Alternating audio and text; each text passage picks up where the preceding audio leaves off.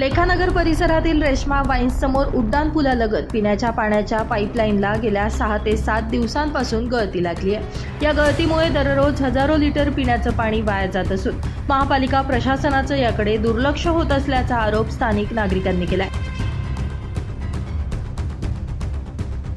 पाईपलाईनमधून मोठ्या प्रमाणात पाणी रस्त्यावर येत असल्यानं परिसरात डबकं साचलं असून चिखलाचं साम्राज्य निर्माण झालंय। लेखानगर परिसरातून दिवसभर शेकडो वाहनांची वर्दळ असते। रस्त्यावर साचलेल्या पाण्यामुळे वाहनं घसरून अपघात होण्याची भीती नागरिकांनी व्यक्त केली आहे। एकीकडे शहरातील अनेक भागात नागरिकांना पाणी टंचाईचा सामना करावा लागत असताना दुसरीकडे लाखो लिटर पिण्याचं पाणी अशा प्रकारे वाया जात असल्यानं संताप व्यक्त होतोय।